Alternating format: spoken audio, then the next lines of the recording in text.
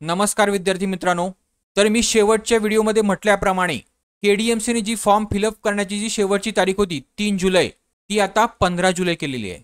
आणि ह्या संबंधी मी तुम्हाला कालच्या व्हिडिओमध्ये सांगितलं होतं की माझं केडीएमसीच्या अधिकाऱ्यांशी बोलणं झालेलं आहे आणि मी त्यांना रिक्वेस्ट सुद्धा केलेली होती आणि ईमेल सुद्धा टाकलेला होता की भरपूर मुलांचे हे फॉर्म भरण्याचे बाकी आहेत, तर तुम्हाला डेट ही पुढे न्यायची मी तुम्हाला विनंती करतो। त्याप्रमाणे त्यांनी ती आता डेट ही पुढे नेलेली आहे। ठीक आहे।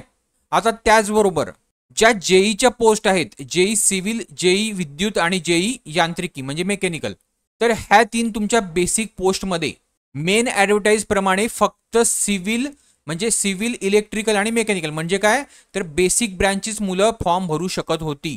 पण आता ह्या बेसिक ब्रँच रिलेटेड ज्या अलाइड ब्रँचेस आहेत त्या सुद्धा त्या पोस्टसाठी फॉर्म हे भरू शकतात। आता तुमची कुठली ब्रांच असेल तर तुम्ही ह्याच्यामध्ये चेक करू शकता आणि फॉर्म भरू शकता।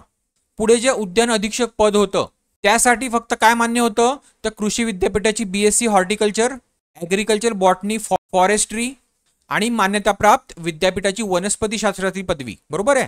पण आता बीएससी ऑनर्स उद्यानविद्या, बीएससी ऑनर्स वनविद्या, सामाजिक विज्ञान, मत्स्य विज्ञान, कृषी अभियांत्रिकी, अन्न तंत्रज्ञान, जैव तंत्रज्ञान, तर ह्या सगळ्या पोस्ट संबंधीचे विद्यार्थी आता उद्यान अधीक्षक या पदासाठी फॉर्म हे भरू शकतात। त्याचप्रमाणे उद्यान निरीक्षक पोस्टमध्ये सुद्धा हे इतक्या डिग्री असलेली मुलं हे फॉर्म हे भरू शकतात। तर तुम्ही तुमची डिग्री इथे आहे का चेक करा आणि फॉर्म हे ह्या पदासाठी भरा। ठीक आहे।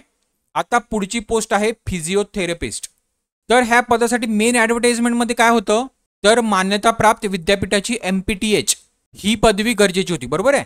तसेच त्याने पुढे काय दिलं होतं, जर त्यांना MPTH विद्यार्थी भेटला नाही तर ते पदविकाधारक विद्यार्थ्यांचा सुद्धा विचार करतील। पण आता ही इफ एल्स कंडिशन जी त्यांनी टाकलेली होती पदविकाधारकची ती त्यांनी काढून टाकलेली आहे। त्यांना फक्त आणि फक्त MPTH हीच पदवी असलेले विद्यार्थी हवे आहेत। ठीक आहे। तर ज्यांच्याकडे BPT ही पदवी असेल त्यांनी तो फॉर्म भरू नये। पुढे ज्या पोस्टसाठी पदवी ही किमान अर्हता आहे तर अशा पदासाठी अर्ज करणारे जे विद्यार्थी आहेत म्हणजे माजी सैनिक आहेत त्यांना आर्मी ग्रॅज्युएशन सर्टिफिकेट म्हणजेच लष्करी पदवी प्रमाणपत्र हे अपलोड करायचं आहे। आता जे नवीन विद्यार्थी असेल त्यांना फॉर्म भरायचा असेल तर तो फॉर्म कसा भरायचा आहे त्यासंबंधी मी एक व्हिडिओ घेतलेला आहे। तर हा व्हिडिओ तुम्ही आधी बघा आणि नंतरच फॉर्म भरा जेणेकरून तुमच्याकडनं चुका ह्या कमी होतील। पुढे भरपूर विद्यार्थ्यांना टेक्निकल प्रॉब्लेम येत होते। ठीक आहे। म्हणजे काहीकांचं पेमेंट रखडलं होतं तर काहीकांचे सर्टिफिकेट्स हे अपलोड होत नव्हते। तर तुमची जी पण क्वेरी असेल टेक्निकल ती तुम्हाला TCSच्या हेल्पलाईन नंबरवर कॉल करून विचारायची आहे। मी स्वतः ह्या दोन्ही नंबरवर कॉल केलेला आहे आणि दोन्ही नंबरवर कॉल हे उचलले जातात आणि चांगला रिस्पॉन्स दिला जातो। त्यामुळे तुमची जी पण क्वेरी असेल ती तुम्ही ह्या नंबरवर विचारा। पुढे आता मी ही एक्झाम कशी क्रॅक करायची केडीएमसीची त्यासंबंधी लवकरच व्हिडिओ घेऊन येतो। त्यामध्ये मी तुम्हाला डिटेलमध्ये सांगतो तुम्हाला काय काय करायचं आहे। प्लस मी तुमच्या सिलेबसला असलेले जे ऍक्ट आहेत जसे की महाराष्ट्र म्युनिसिपालिटी ऍक्ट 1949 तसेच RTI ऍक्ट, तर ह्या ऍक्ट संबंधी मी नोट्स बनवत आहे। तर जशा नोट्स माझ्या प्रिपेअर होतील तसं मी तुम्हाला अपडेट देईल। ठीक आहे। तर ज्यांनी अजून चॅनलला सबस्क्राईब केलं नसेल त्यांनी सबस्क्राईब करा आणि हा व्हिडिओ आवडला असेल तर त्याच्या खाली लाईक करायला सुद्धा विसरू नका। पुढे तुम्हाला जर माझ्या करंट अफेअरच्या 1 वर्षाच्या नोट्स हव्या असतील तर त्या 99 रुपीजमध्ये अवेलेबल आहेत।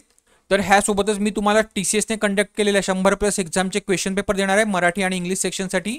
प्लस जे जेईचे विद्यार्थी आहेत म्हणजे कुठले तर जेई सिव्हिल आणि इलेक्ट्रिकल त्यांच्यासाठी माझ्याकडे काही क्वेश्चन पेपर आहेत तर ते सुद्धा मी तुम्हाला ह्यासोबतच फ्री देईल। तर ह्या QR वर तुम्हाला पेमेंट करायचं आहे आणि त्या पेमेंटच्या ट्रान्झॅक्शन IDचा स्क्रीनशॉट तुम्हाला मला ह्या नंबरवर पाठवायचा आहे।